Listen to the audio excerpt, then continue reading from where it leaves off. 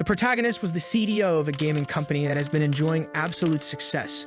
The company he runs has been making millions, and he seems to be a genius at investments and a legend when it comes to making money. He has the Midas touch, everything he touches turns to gold, he's the prodigy boy. But all of this seems to be the life our protagonist led. It's not known how he died, but right now he's in the college dorm room. Voices call for someone named Qian, saying he'll be late. It's the university vice president's class, and they have to sign the attendance sheet. When he wakes up, his friend has a psychopathic smile looking at him. He's confused, and the friend leaves the room saying he'll be in trouble if caught. This is our protagonist, Pai Qian, 19 years old. As he looks at the door, he realizes it's 2009, and he's gone back 10 years. He pinches his cheek, but realizes he's not dreaming. And like a good reincarnate, the little system appears. The wealth conversion system is linked to the host. Some information is shown, including an initial capital of $50,000 in personal assets. He'll receive money from the system to manage any company. And the profit or loss the company incurs will turn into money in his account. However, for every $100 profit, he earns $1 in his account, and for every $1 loss, he also earns $1, meaning it's 100 times more advantageous for the company to lose money. He just needs to create a company that loses a lot. Look at the smirk he gives when he's thinking about how bright the future will be. The system asks for the company name, and he puts in Soaring Tenga, and the system warns that the next calculation date will be in 14 days. But they will be postponed if he doesn't have any products announced. Our protagonist says it's much easier to lose money than to earn it. If in his past life he was a successful investor with 10 years worth of memories, he'll do everything to lose as much as possible. He already knows everything that will be profitable, so he just needs to not invest anything for it to have a chance of succeeding. The only question left is what kind of company he should open. He has a mental conference with 5 versions of himself. It's the first meeting of the challenge to see who can lose the most money. One of them raises his hand and warns him that the system has various restrictions. He can't use the money for illegal investments, real estate speculation. He can't keep buying useless materialistic items, and he can't buy cryptocurrencies. Basically, the money has to be used in the company with the intention of making it succeed, but it has to fail. The world he's in is very similar to the one he lived in. The only differences are that the technology is slightly more advanced, and copyright protections are also slightly better. Thinking about these two cases, he imagines that making games would be a good idea, explaining to his mental clones that it's very easy to consume capital by making games. Not to mention that games are volatile. At any moment, people's interests can change. Or they can get tired of the game, all of which causes many players to leave and them to incur losses, which is very good. Not to mention the best part of games is that there's nothing physical. So after bankruptcy, they really end up with nothing but debts and a bunch of useless code. The other clone says that with memories of the last 10 years, they know exactly what kind of games people want. Just avoid those and everything will be fine. Now they're already excited. Step 1. Make a crappy game. Step 2. Convert the losses into personal assets. Step 3. Every $1 of loss turns into profit and he becomes rich.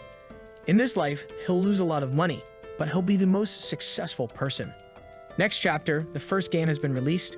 Someone is driving a truck on a desert road thinking that the graphics of that game are horrible. Also, the steering wheel is too stiff, and the sound is extremely tedious. But the guy adjusts his glasses, saying he's played a lot of bad stuff, and this is quite common, so he's used to it. The only strange thing is that the game is too boring. He's been driving for ages. 10 more minutes pass, and he says he can't take it anymore. Looking ahead, he starts having an emotional crisis. Who am I? What do I do? What does this game want from me? I just keep driving forward without stopping. There are no curves. Nothing. This game doesn't show any change. At this moment, the guy realizes something. Wait, this is just like my life. Extremely boring and unchanging. He decides he needs to stop playing this for a bit, but when he clicks to pause, there's no pause. He's infuriated with this damn game. What kind of game doesn't have a pause? But he also thinks that his life is like that. No pauses, you have to keep going even when you don't want to. Suddenly, he crashes into a pillar, and the game asks if he wants to try again. He's outraged. He's been driving forward for 30 minutes, and the game is asking if he wants to try again. He's made up his mind. After he finishes eating, he's going to turn this game into content for his channel of horrible games. Back at the university, our protagonist is watching the guy's video. Who says the game is basically a straight line with some curves occasionally. If you fail, you have to start from scratch. But he found it brilliant that the game humiliated him in the end by saying, "Congratulations on wasting 8 hours of your life. That's when he realized that the creator's goal with this game was to create a reflection, to make you wonder why you're spending so much time on it. In the comments, people are loving the game, saying that the 8 hours are almost meditative. For those who need to find a new direction in life, it's perfect to play this while thinking about your future. Our protagonist is angry. He created it to be the most boring and stupid thing. So why are they so excited, saying that this game changed their lives? He goes to the comments and warns, "I'm the developer of the game and deliberately made it terrible. It's not for you to think there's any message in it. It's crap, so don't buy it. It's not worth it."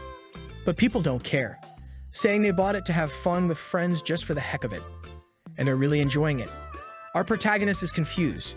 Something's wrong with this world, or is he going crazy? He did everything to create the most tedious and boring game possible. So why did a big streamer play it and like it? Worse still, he promoted it to a bunch of people. With that, the $50,000 he was supposed to earn turned into $700.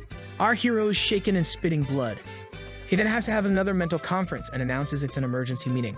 He never imagined that horrible game would sell 200,000 copies, and after deducting all the investment, they made a profit of 70,000. From 100 to 1 turned into 700. He drinks a coffee, saying there's no use crying over spilt milk. They need to discuss now how they're going to spend the next $50,000. One of the clones says maybe the best thing to do is to bring in someone to help. Someone who's a failure. Someone who can't succeed with any game, and suddenly the protagonist has an idea. He knows the perfect person who's always been by his side. Someone who ruins everything they touch, the best companion to drag the team down. At this moment, the friend named Mei Yang enters his room, saying he brought some food for both of them. Our protagonist tells him he's the perfect person. He's a bit confused there, and the scene changes to a bar where everyone is toasting and eating. Mei Yang asks why he suddenly invited him to eat. Did he get some money? In a way, he did. $700 and lost $50,000 because of it. The poor guy worked day and night to have $900 in the account, and now he's crying. But he realizes that the system has some kind of minimum value, and anything below that is completed by the system. This time he received $300,000 and needs to spend it all. Mei Yang tells him to eat, but our protagonist says he's developing a game and asks if he's interested in participating. Mei Yang is startled, asking where he got the money to do something like this, and Pai Qian invents that he's from a wealthy family and his father gave him $300,000 to venture out. Mei Yang asks if he knows how to program or do design. Pai Qian obviously says no. Who cares about that? Just buy some cheap design packages and it's fine. But Mei Yang says he's unsure. It's strange to spend so much money. What if they lose everything? Pai Qian gets angry. Now this damn guy is suddenly full of conscience. How is he going to convince this guy to lose money with him? But the damn guy is going to use failure for success. He gives a little cough and asks, "Have you heard of the game Solitary Desert Highway?" Mei Yang says he has. It's that stupid game where you drive for 8 hours aimlessly. Pai Qian then reveals he created it, and Mei Yang spits his coke across the table and asks, "You created that damn thing? If that's the case, I changed my mind.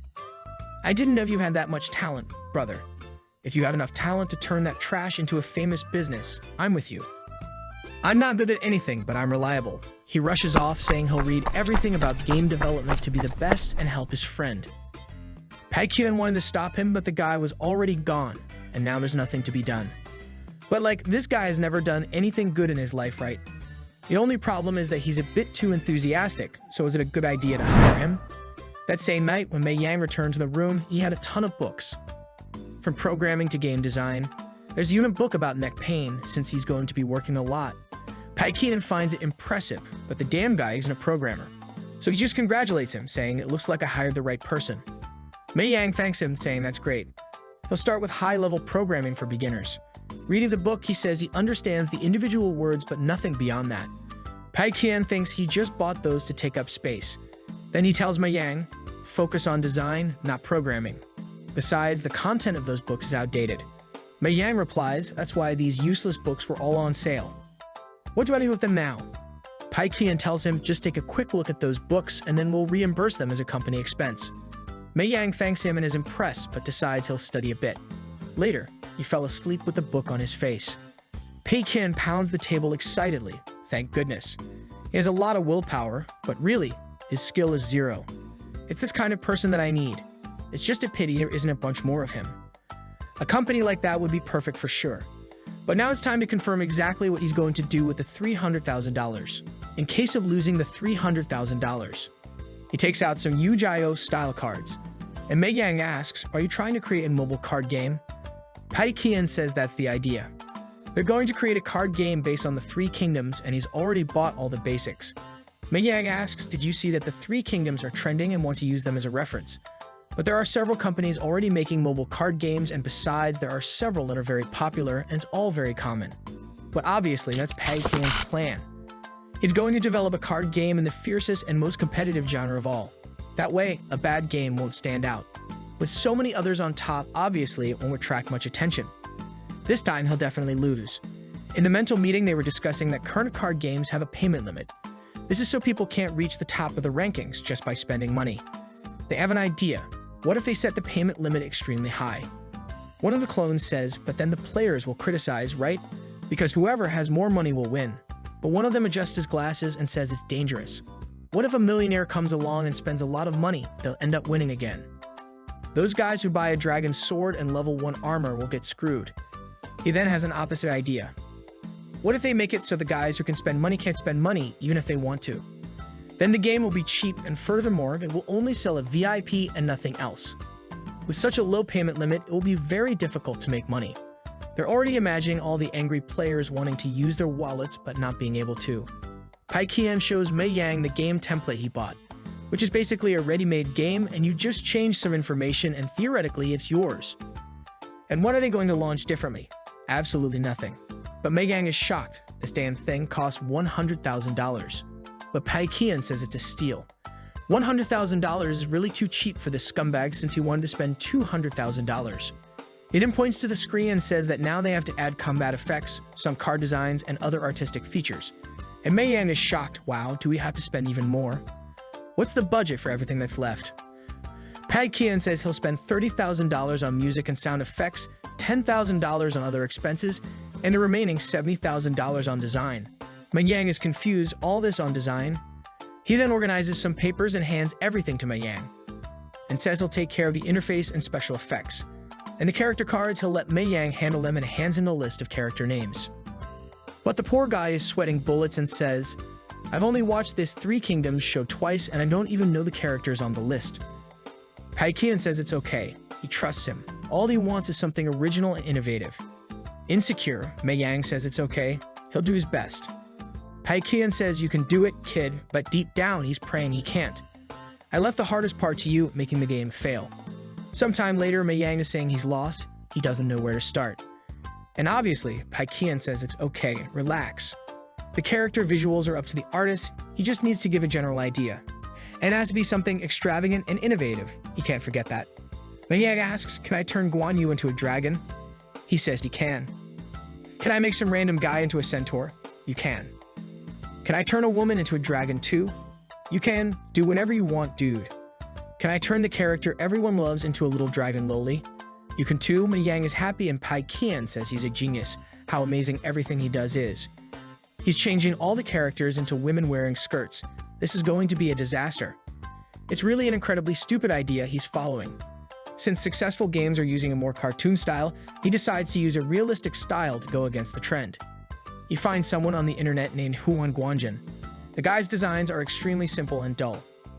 And since his focus seems to be cartoon style, if he asks for realistic, it will surely turn out like garbage. Plus, it's very cheap, which is even better, as it guarantees the guy is bad. He writes an email and sends it to the guy. Now he's confident, a rookie artist drawing something he's never drawn before, and his lost friend giving the worst ideas possible. Surely all the Three Kingdoms fans will hate it all. Finally, he'll manage to lose the $300,000 and make $300,000 in profit.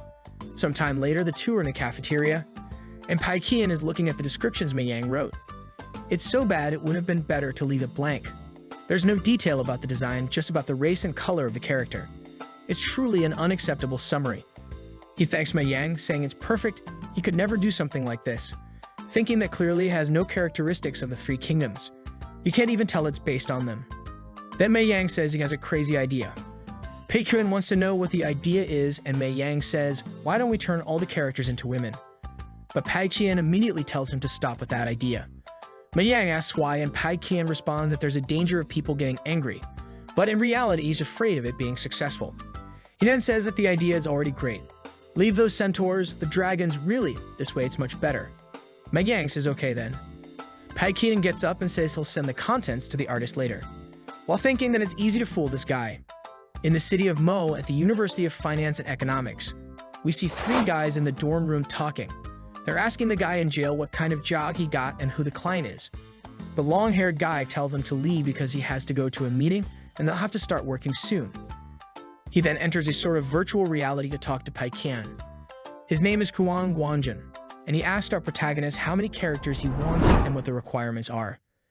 Paikien says he doesn't want a cartoon style and needs 54 drawings of each character, so 200 in total. Huang Guangjin is a bit surprised because he only draws cartoons, and then he says he wants 2,000 per set. It may seem like a lot, but he's a capable rookie. But Paikien doesn't like that price. It's too cheap and won't make a dent in his money. So if he says no, that price isn't suitable. Huang Guangjin says that's the minimum he'll accept, but Paikien starts explaining that he needs innovative designs so the difficulty will be great. Also, the one who planned it doesn't have much knowledge of art, so that's why the descriptions are vague. In this case, he'll pay 3,000 per set since that's what's appropriate. Huang Guangjin is shocked and says it's the legendary reverse negotiation when someone argues because they want to pay more. So Paikien sends the list of characters and tells him to take a look. But Huang Guangjin is shocked your list has no details. It makes no sense at all. Besides, it has no references. He'll have to create everything from scratch. Paikien says it's okay. He trusts 100% in his artistic talent. He can draw whatever he wants. He won't ask again. If he wants, he can record this conversation and show it to the judge. Huang Guangjin says okay, he believes it, and then they sign the digital contract. With that, Paikien thinks it's done. Now it's just buying the music and sound effects, renting the hosting service, and the last 10,000 will be spent. Obviously, he didn't leave any money for marketing since the goal isn't to be successful. In his room, Huang Guangjin gathers everyone and talks about the job. Seeing how much they're going to be paid, the guys are motivated. It's a very good price. Is he paying you all that? Really, I draw cartoon style as much as he wants. But Huang Guangjin warns that it's not actually a cartoon style. He wants everything realistic. The guys are shocked, but why did he ask for that if all of his portfolio is cartoon style? Huang Guangjin says he hates drawing cartoons and his portfolio is like that because all mobile games have been asking for that type of design. He had no choice, so he accepted the jobs. But finally, he doesn't need to draw that anymore. He can show his true value. Sometime later, looking at the computer, he chose the epic oil painting style, with strong strokes and lots of shading. His friends ask if that will really meet the client's needs. Huang Guangjin says he chose this style to highlight the grandeur of the creatures.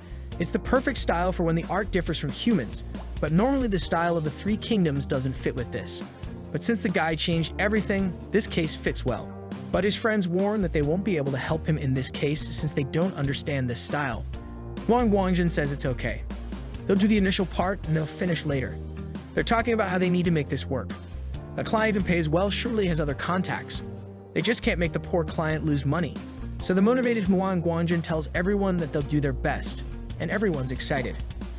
3 weeks later, he's finished Dude. The poor guy turned into a skeleton, but everything's ready.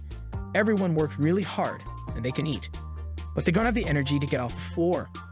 The room is full of Coke and Red Bull cans, and he says they'll go out for lunch tomorrow. He sits at the PC and says he finished the 200 drawings. When Paikien received the file, he was impressed that the guy really sent everything on time, and he's curious to see how it turned out. He still has the remaining money, so he decides to spend it on a few more items. But first, he's going to take a look at the design just to see how bad it turned out. Upon opening, the first thing that comes up is the divine fighter Guan Yu. The art is insane and extremely good, and Paikien gets mad, saying this costs much more than what I'm paying. Was this guy tricking me? His portfolio had nothing about this type of drawing. So an emergency meeting is necessary. Unfortunately, the game needs to be launched in 2 days or the system won't make the payment. One of them says it's okay, even though the drawings are well done. Things may not go so well since the characteristics are very different. Also, they only use the old game model, and the gameplay is quite boring since they didn't buy any more resources. It's as dull as possible. But one Atai says that the art doesn't matter. If no one clicks, they won't even see it. They need to release this game with the most ridiculous name possible. And it can't contain 3 kingdoms in the name at all, or it might end up getting some clicks. Mei appears behind him and asks what he was looking at. When he sees the art, he's impressed with how good it turned out. Paikian says it's all thanks to his talent, and Mayang responds, "Wow, I really didn't know I had this talent." Paikian then asks him to test the game just to see if there are any bugs, and Mayang then asks what the name of the game will be. Our protagonist says it will be Ghost General, a card game. Back in Guanjun's dorm, they're celebrating the end of the project and went out for a barbecue to relax. One of the guys asks when the game will be released and what the name is. Somewhat embarrassed, Guanjun says it's Ghost General, but he doesn't know when it will be released. We'll take a look at the platform and is shocked because the game has already been launched. The friend is also confused, asking, "But didn't you send the illustrations this morning? It's already launched now." They take a look and the game's description is, "This is a normal card game." They think it's very dull. However, they recognize that Solitary Desert Highway was also made by this company. Not to mention the game is being sold for $7, which doesn't make any sense. So they buy it, saying they at least need to see their work in the game. The guy with glasses finishes the tutorial and goes to buy 10 cards to see what he gets. However, he immediately receives 2 legendaries at once and feels lucky, but the other says he also got 2 oranges, and the other got 3. Guanjun wonders if it's because of the testing phase and the chance of getting the rare card is increasing. Then one of the friends shows that the game's store only sells a very cheap VIP ticket. They decide to take a look at the other systems. Is there anything premium? The other games have up to level 8 for you to evolve. Guanjun sees that there's nothing and says he'll ask the boss, and he thinks it's not in the final version yet. He then asks about all this and if these things will be added. But Paikian warns, this is the final version. In the mental meeting, Guanjun asks if there will be more items in the store, and Paikian says they won't release anything else. Guanjun is shocked and asks why, and our protagonist explains that they want to focus on the fixed price, and they don't feel like putting a bunch of purchases in the game. Obviously, it's because he doesn't want people to have any chance of making money. Guanjun asks if he'll do marketing, since downloads are low, but Paikian says there won't be any marketing, and Guanjun wants to know why. Our guy explains that they've already spent all the money, and nothing is left of the $300,000 budget they had. Guanjun lowers his head, and the friends ask what happened. Guanjun then says that Ghost General needs their help. He thought that Chief Paikian was super rich, and that's why he didn't try to lower the price and even mention a fair value. But now he understands very well. Chief P doesn't want to get his hands dirty for money, and he doesn't want to sell his values.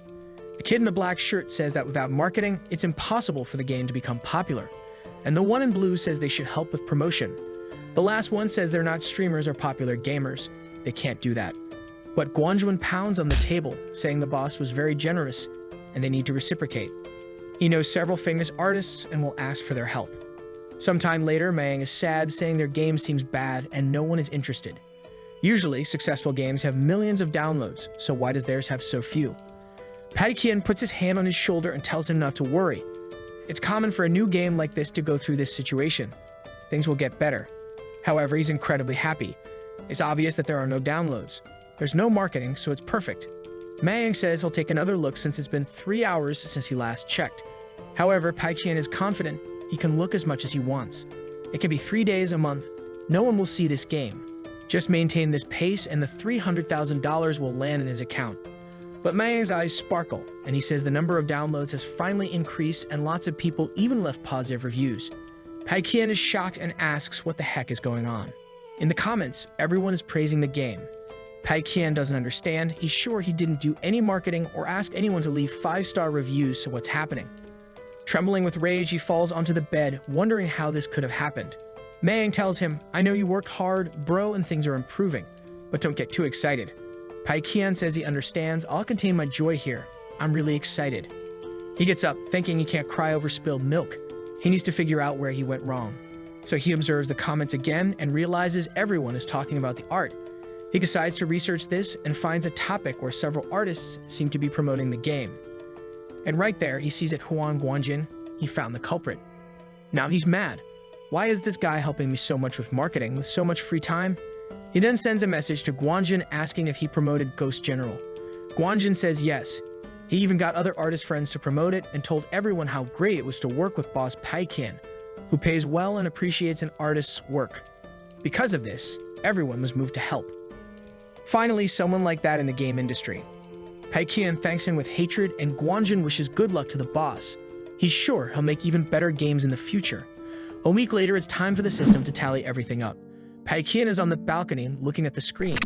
The game has already made $500,000, and considering everything he spent, the investments, system calculations, he's made $2,000 and missed the chance to earn $300,000. His mental state is collapsing. The only thing he has in his favor is that the system's value will increase. The next settlement date will be in 3 months, and the value will already be over $6 million. He'll probably have to hire an expensive workspace, costing around $400,000 a month, and another 30 employees, costing around $200,000 a month, plus a bunch of good equipment to spend another $1 million. It will be laborious, but maybe he can stay afloat. Mayang then touches his shoulder and says they should eat something good with all this success, and Kian agrees, remembering that he promised to take him to eat something nice if everything went well. On the stairs, Mayang asks what's wrong. He seems worried, and Kian says it's nothing serious, not to worry, it's just that he's very busy with all of this. Mayang says now that he's the boss of a successful game, he should hire an assistant to help, and our protagonist ponders this. Mayang explains that's how every story he sees goes. The boss always has to be bossy, drive luxury cars, flirt with all the girls, and dump all the company's work onto the assistant. Kian loves the idea. It's perfect to hire an assistant to spend money. He needs to hire a professional who can do everything and costs extremely high. This way, he'll have someone to set up the new office, hire a bunch of people, and spend a lot more money. So he goes to another company saying he's looking for an assistant, and the guy asks what the requirements are. Kian says he wants the best and most expensive, and the guy gives him a list saying they're all the best in hand-on. They're disciplined, talented, well-behaved, and conduct themselves properly. He sees a girl named Shin Haelu who worked for a foreign company's vice president. However, it doesn't say there that she left the company. What happened? The guy says it seems he doesn't follow the news much. Kian is confused and asks what he's talking about. The attendant then tells him that the vice president of the company she worked for tried to have some fun with her, but got slapped so hard his dentures flew out. It became news, and the vice president lost his job and she resigned.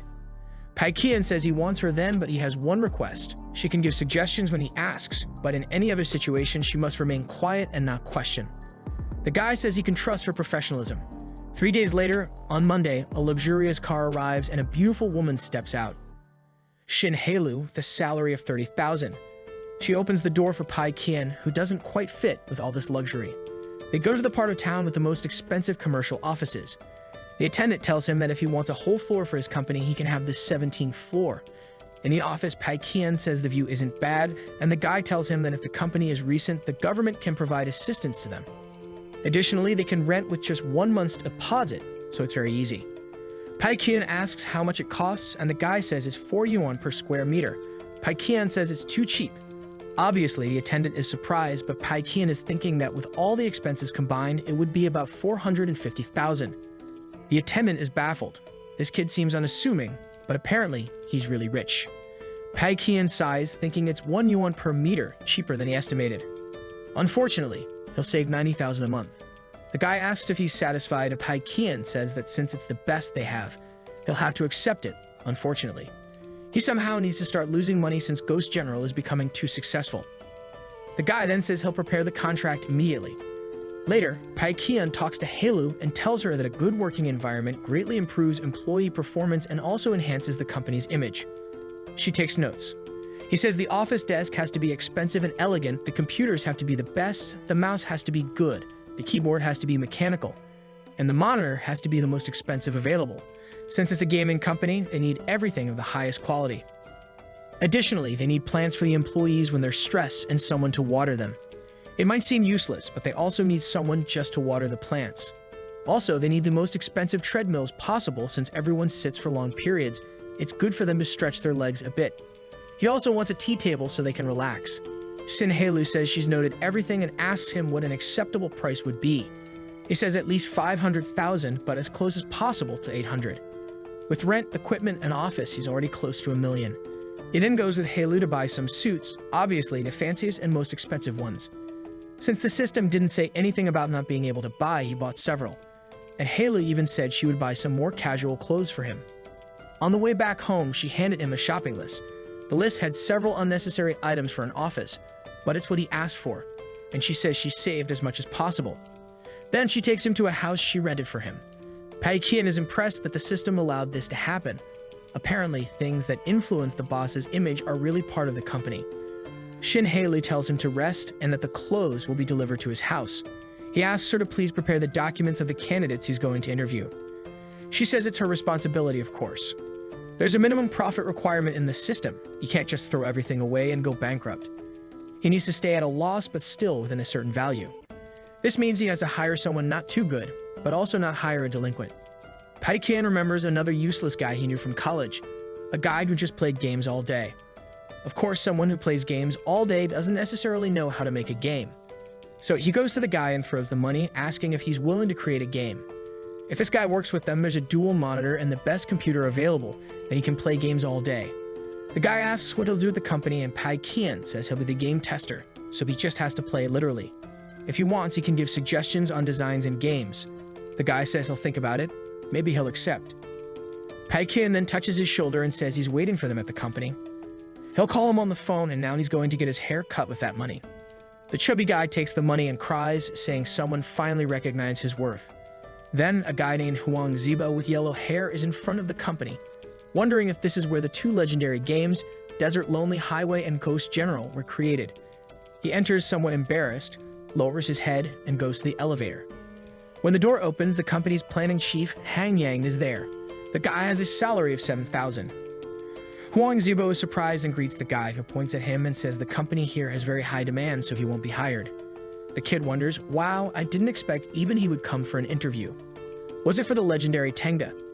He goes to the 17th floor thinking, if even Liu was so sad, he probably wasn't accepted. And if an experienced guy like him wasn't, imagine me. He arrives at the reception and is impressed. The receptionists are famous twins. They then say they'll take him to the interview room, and in the company there are already a lot of things installed and people playing.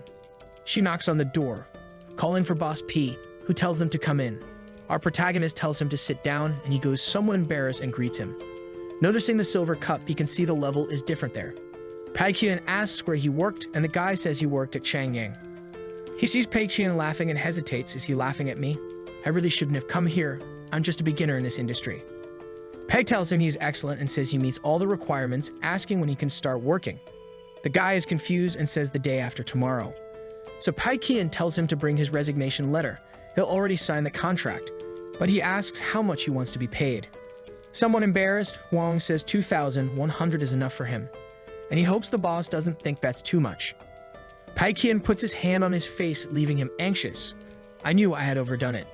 But Paikian starts listing all the expenses I'll have to work in the city center. With that, he says the company will pay at least 3,500. Huang doesn't know what to say, and our protagonist says 4,000. It was the famous reverse negotiation again. Embarrassed, he says that's great, and our guy says it's decided and welcomes him to the company. The poor guy leaves trembling. Paikian keeps refusing every experienced guy who could make the company succeed and hires all the inexperienced young people with the excuse that they have a visionary eye. A week later, Mei Yang is going to visit him. When he enters the room, he asks how the hiring is going. Our protagonist hands him the list. Mei Yang obviously gets a shock, saying the people seem very young and inexperienced, and asks why he hasn't hired any chief designers. Did nobody apply for that position by any chance? Paikian tells Mei Yang that a lot of people applied, but he rejected all of them. Mei Yang asks why, and our protagonist explains that it's because those guys are too outdated and don't have a passion for the game. So he's going to be a head designer and will only ask for help from that blonde guy he hired. Seeing the resume, Mei Yang says the guy doesn't seem very experienced. Is Paikian sure about this? Paikian says yes, especially because he's looking for someone who can't see how stupid his ideas are. Also, they have a gamer who plays all day. With such an infallible duo, the company can't go wrong. Mei Yang asks when they'll actually start working, and Paikian says it will be tomorrow. He then makes an announcement to everyone in the company that tomorrow things really begin. People seem eager to finally start working, even if it's a 9 to 9-6. That means working 12 hours a day, 6 days a week. He doesn't care and will give his best. Paikian says to celebrate the start of work tomorrow, everyone should shut down their computers and go home now. Huang was ready to work and gets surprised. What's wrong with this boss? Our protagonist says it's Friday, today is a day for fun, so they're going to rest. Let's go home, everyone. He looks at the clock and it's only 3 p.m. What are they going to do now outside of work? Back home, our protagonist goes once again to his mental meeting to think about what kind of game would be perfect to incur losses this time. One of them says the goal is to choose the wrong direction and ensure that the employees don't notice. Since the mobile industry is doing very well, they have to avoid that. How about trying to create a computer game to compete with one of the biggest of all? One of them suggests making that style of game a style they don't have, but they all agree that the entire company can't do it. They hired a bunch of amateur people, and that style would be impossible. So on the 12th day, he calls everyone for a meeting. As no one works during a meeting, they're all focused. He then reveals that they're going to make a first-person shooter game for computers, something none of them has ever done. Huang's about to say something, but he already tells him to wait and announces that there won't be a mobile version. Their intention is to dominate the industry, so they don't even want to bother with an insignificant game. At Tenga, they're either going to success or fail. There's no middle ground. People applaud. Truly, the boss is visionary. He's on another level. He then points to Huang and Baksu and says the two are responsible for everything this time. Baksu will develop the entire design concept and Huang will handle all the execution. Obviously, they don't feel prepared. Huang thinks he needed about 6 more years of experience to do something like this. But Patakian warns for this game he has 3 requirements. It needs to have an interesting story. It needs to make it as easy as possible for new players. And lastly, he wants incredible weapons that can be bought for 888 yuan. They can decide the cost of the trial period, and that's it. Any questions? Huang wants to say something, but our guy interrupts and says the meeting is over, and everyone applauds. Baksu starts drawing and poor Huang starts working on the project. Meanwhile, Mei Yang will be responsible for helping others and learning as much as possible. If there's any problem, especially related to money, just inform him. He's confident about the first-person shooter game. Nobody cares about the story mode. Usually people just want to exchange bullets, so they're going to do a lot of things that nobody will even play. That's the kind of useless work. Not to mention that experienced players really like aiming, so if he makes the aiming part too easy, they'll hate it. Also, the payment of 888 yuan per weapon, it becomes inaccessible. He's trying to take everything good from a game called Counter-Strike and do the opposite. With almost no one on the team knowing how to make an FPS game, this is doomed to fail. In the next scene, Huang says, "I'll work overtime even if he cuts my salary. I don't care." Baksu hands him some stuff, and they pause to chat. It seems they're unsure about creating a story mode. They won't be able to compete with the other giant companies. They'll have to focus on reducing costs as much as possible and creating the characters. Since the game is in first person, they can easily reduce the cost there. If they follow the zombie theme, it'll be very simple. They only need zombies and mercenaries. Then they just need to take the base model and paint it in various colors to have various zombies. Wang says it's a good idea, but it'll be difficult to create an original story with just zombies and mercenaries. They need something more. Bao Xu says he has an idea. He just needs a girl, and he'll make her mute and it'll be perfect. Wang asks why she needs to be mute, and Baksu explains it's to save money since they won't need to hire anyone to do the voice. Indeed, the guy has an IQ of 1000. They'll convey her emotions solely through expressions. She'll be like a light in the darkness.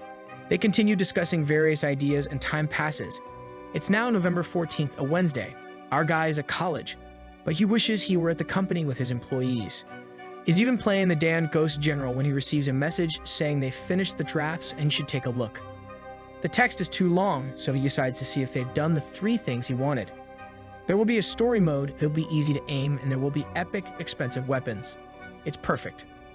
Obviously, he should have read the project a bit more.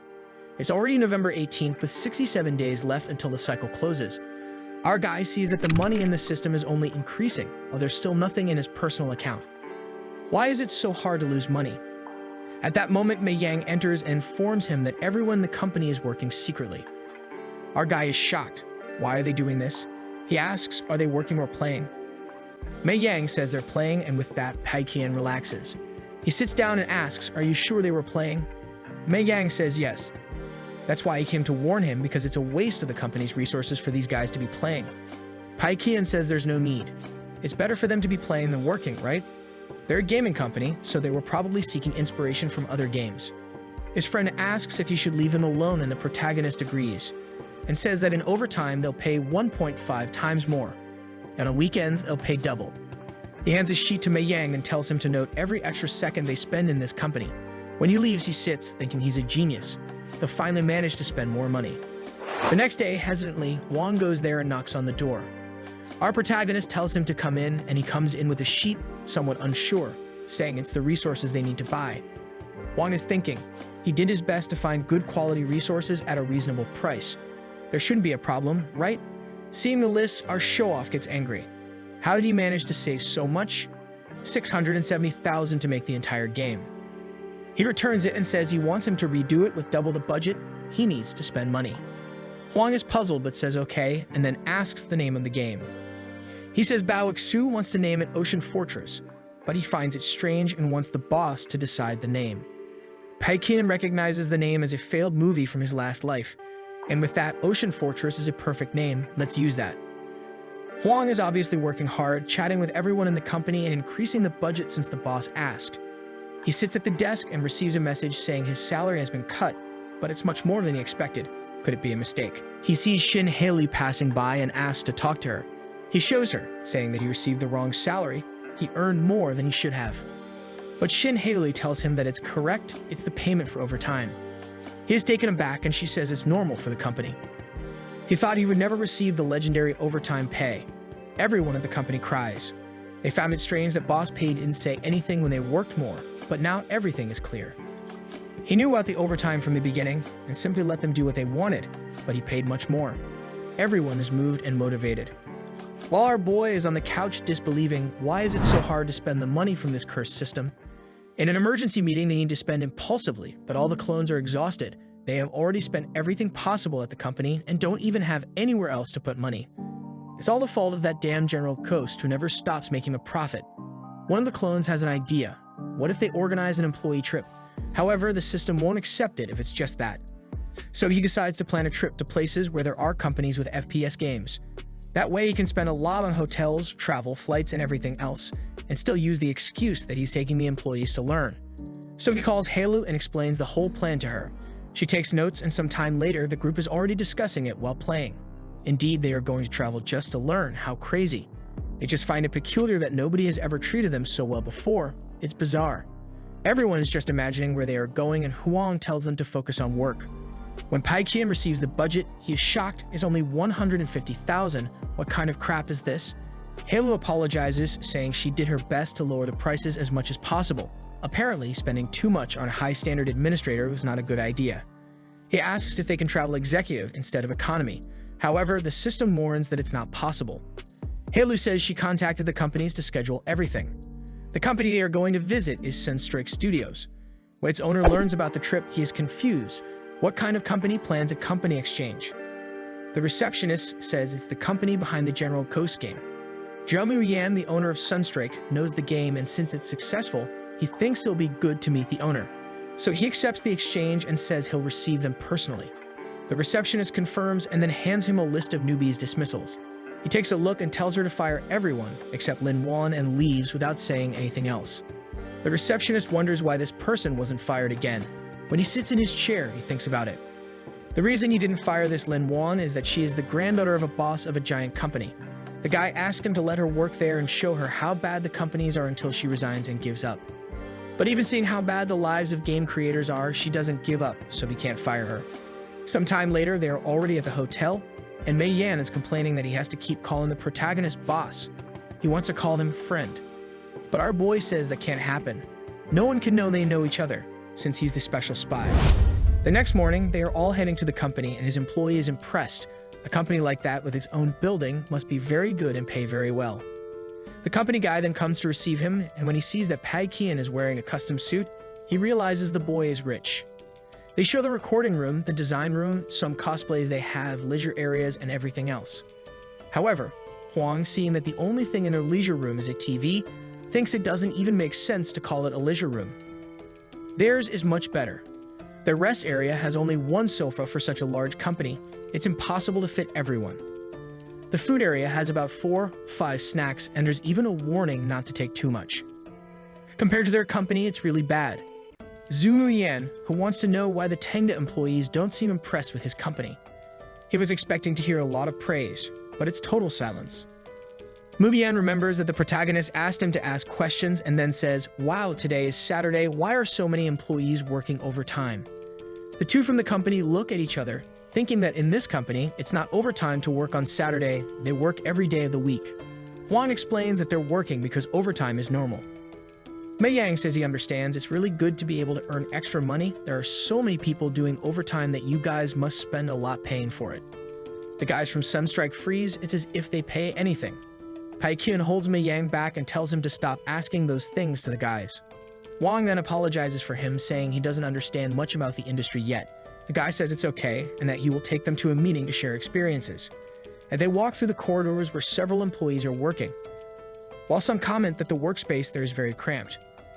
Wang says it looks like a normal space. Actually, the problem is that at Tengda it's too big. Zhu Muyan heard this and didn't understand because his company gives a good space compared to the standard. Huang then gives a presentation on why the General Ghost game was successful.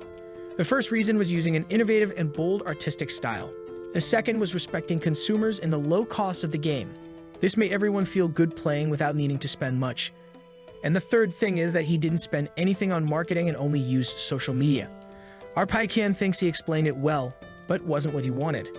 Zhao Muyan is looking at the protagonist thinking that the guy is crazy not to have spent anything on marketing and even hired a rookie to be an artist. He really is a young man of great attitude and courage. He then steps forward and announces that they are preparing a shooting game called Bullet Hole, and the goal is to surpass Counter-Strike. The most important thing in the game will be the difficulty. In shooting games, usually the enthusiasts are veterans, so they will make something challenging. They are working hard on the visuals and even have military personnel on the project. They will make the game free, but the equipment will cost a lot.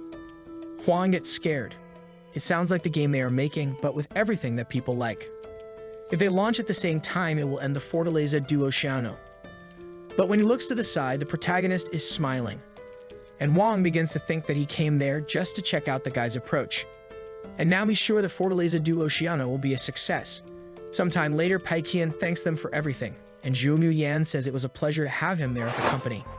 As he's leaving, a girl finally appears in this story to talk to him. She is Lin Wang, the granddaughter of the guy who owns a giant company. She says she wants to ask him a few things. She then asks if making money is the main goal when creating a game. Paikian replies that the main goal is to bring joy, because in fact his main goal is to lose money. She smiles happily and asks if his company doesn't have a dismissal system. He says of course not. Every employee in the company is like family. They have to grow and learn together. He would never abandon anyone, because how is he going to spend money if he keeps firing others? She asks if the employees in his company work overtime. He says he tries to send them home, but it's been difficult lately. The most he can do is pay more for overtime. She asks if he's fulfilling a kind of childhood dream. He says no, his goal is to make money, but she tells him to stop lying. If he really wanted to make money, he would have set a much higher price for General Ghost. She then thanks him for answering the questions and goes away happy and radiant. Paikian wonders who she was. In the next scene, she's already talking to Zhu Muyan, saying she wants to quit. He's very happy. Finally, I managed to make her see the darkness of the game development world. And he asks her, are you going to give up the game industry? She says no. He doesn't understand why she's quitting, and asks if she encountered any problems. She says she just feels like she won't be able to achieve any of her dreams there and she wanted to try another place. Where could it be, right? Back at the good company, our protagonist asks Huang if he wants to postpone the project, to which he replies that it won't be necessary. Paikian says he wants to see the game, already afraid it might be good. Huang then shows him in story mode, players will fight from a lower floor to the top and has a total duration of 6 hours. They will also release a weapon that will cost 888 as he requested. Our protagonist starts to worry. Who asked this guy to make a decent game? He remembers that he actually doubled the budget. He probably has some blame in this. But he knows that competing with others with just this won't be enough, and this expensive weapon won't turn out well either. Huang asks if he wants to see the rest of the game, but Paikian says no. Then he takes a look at the official review, and then leaves confidently, since they will launch together with the Bullet Hole. With such competition, for sure there won't be a way for them to win. The defeat will be bitter, or sweet in this case, right? Looking at the system, he says he's finally starting to go into the red. It's been a lot of work to spend so much, but he's managing. He just needs to make an effort to spend the last 100,000 he has. He then calls Heilu and tells her to organize an event tomorrow to celebrate the completion of the game. They will eat at a great restaurant, then everyone will go to karaoke and to a shopping mall. They should reserve all the rooms. Heilu says it's a Friday, but our guy says it would be unfair to use one of their days off for this.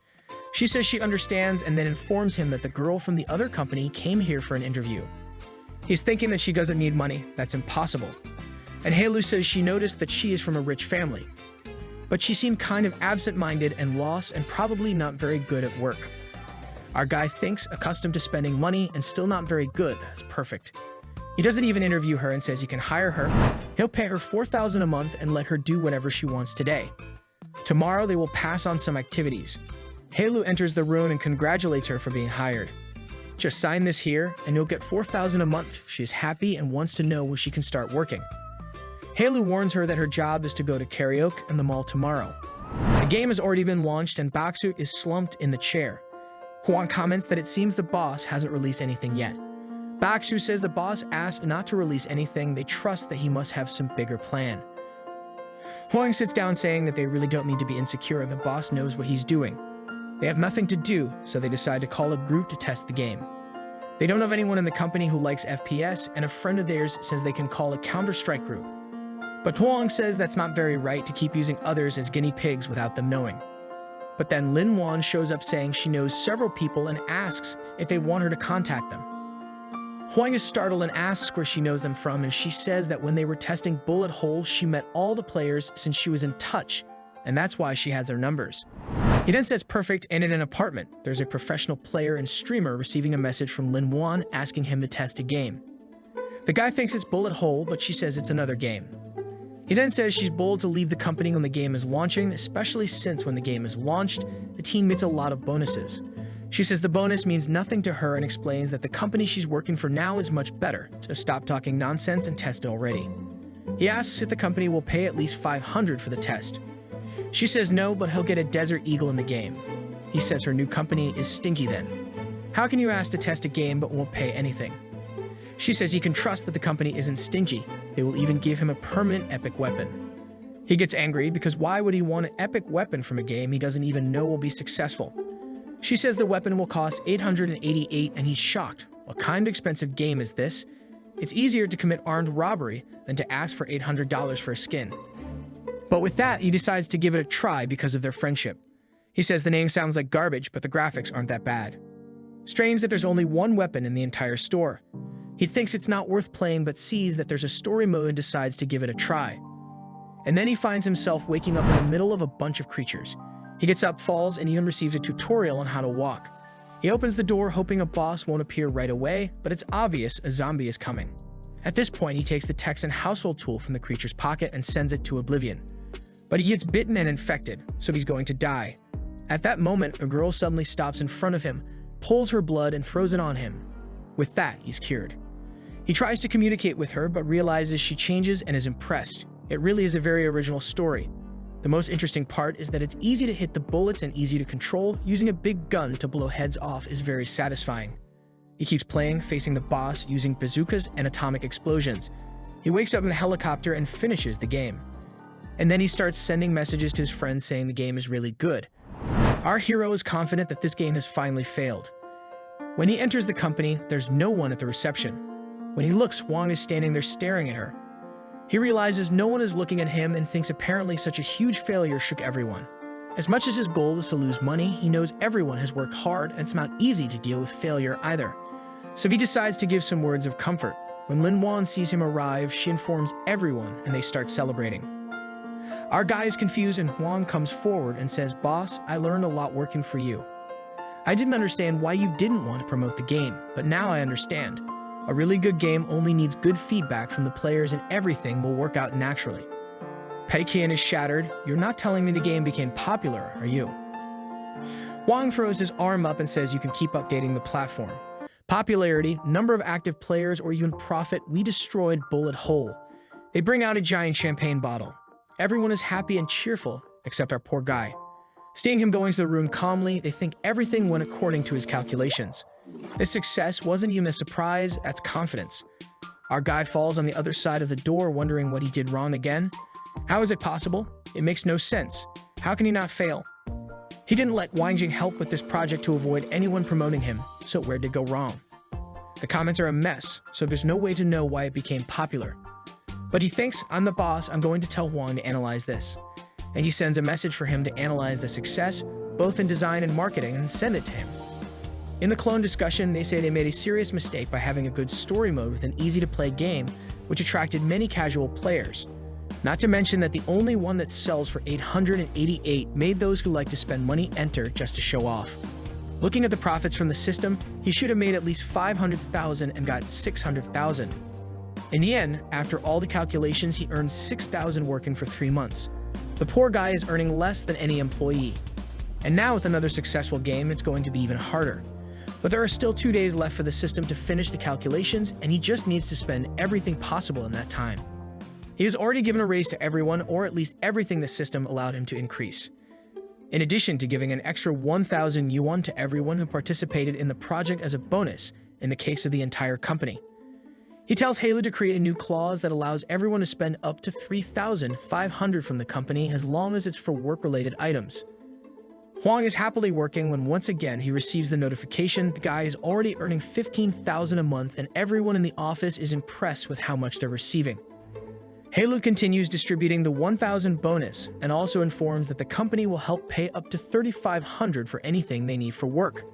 Baksu notices immediately he can even buy game-related items with the extra help from the company. People are starting to get scared. The boss is too good. Halu says there's no need for them to be shy, and today they can even leave work early because the boss will take everyone for a celebration. Not ironically, he informs them that they're there to celebrate, but they still have to stick to work hours. He tells everyone to use the bonus he gave them plus the 3,500 it's good for everyone to spend. Everyone goes happily to spend money. He sees everyone entering the stores, talking about what they're going to buy, and he becomes confident. Finally, he's going to lose a little. People are thinking of buying clothes, Nintendo Switch, the girls are buying expensive lipstick and makeup, Baksu went to buy a mechanical keyboard, and everyone is spending. On the other hand, the protagonist is observing everyone, and Lin Wan notices that. Our Pai Qian is worried that people won't spend money, so he has to keep an eye on it. One of his employees was looking at his cell phone when he saw on the camera our protagonist right behind saying, "If you like it, just buy it." However, the guy says it's better not to. His cell phone will last at least another year, and $39.99 is too expensive too. Pai Qian says to just use the company's special credit, and the guy is disbelieving, but how is that possible? It's not related to work, so it doesn't make sense to use the company's credit. Our hero says he's thinking about the possibility of developing new mobile games in the future. And if they're going to make a new version of General Ghost, how will he test the game? The guy starts to believe but is still a bit confused, and Pai Qian keeps insisting until he accepts. He keeps going to everyone's face, telling them to buy as much as possible. Everyone who hesitates, he finds a way to convince, and the person becomes happy. Meanwhile, Lin Wan realizes he's buying things for everyone but himself. He sees her on his back when he goes to tell her to buy something. She says she already has everything in the store. That's the problem with having a rich employee. But finally, he enters a store to buy something for himself. The system only allows him to spend 70,000, and that's what he spends. He bought a 42,000 Rolex, a 20,000 handbag, a 7,000 pen, and a Louis Vuitton belt. Lin Wan says she never expected the boss to be so economical. Really a controlled boy, he didn't even spend 100,000. Wang and Lin observe that everything he bought is just to improve his image as a boss. He really is an incredible boss. But Pai Qian is devastated. He's already spent everything the system allows, but it's still not enough. So he asks Halu what he should buy. The girls are thinking, but they can't come to a consensus. Until Lin Wan says he should buy glasses that will help his life. He then asks Halu to take him to the most expensive store, and the scoundrel manages to spend another 16,000. Finally, he managed to put the company 20,000 in the negative. It's a small step for man, but a big step towards victory against the system. When the system reaches the conversion phase, he receives 21,000.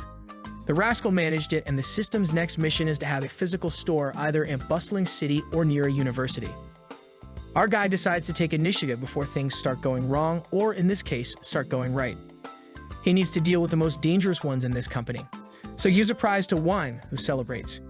He's the company's best employee, and right after, he takes away his position and says he won't work with the game anymore. He hands him a $1 million check and says he'll be in charge of some new project for the company, and he can think about what that project is on his own. Obviously, he refuses, but our guy insists as usual. He has nothing better to do and accepts. Then he tells Baksu to take a month off. He can travel wherever he wants and relax. However, obviously, Baksu doesn't want to. He'll stay in an alien house playing, and it's much better at the company. But Pai Qian already knew he would refuse, so he planned a trip route for him that also involves learning about game design. That way, poor guy can't refuse. He then calls Mei Yang into his office and says he'll let him be in charge of creating the physical store he wants. A huge place. It will be a mix of a LAN house with competitive games with a computer parts store. It will be a revolutionary place in a huge building, and he'll trust Mei Yang with all of it, who is crying emotional and says he can do it. Our protagonist thinks all the pieces are on the table. After removing Huang from his position, he left Lumen Lang in charge of the game direction, who doesn't understand anything about it. Furthermore, with Mei Yang leading the physical unit, the best he can achieve is leave a like on the video to help Mamoru to produce more juicy content for his brothers. Hit that cheeky little bell, and I'm out.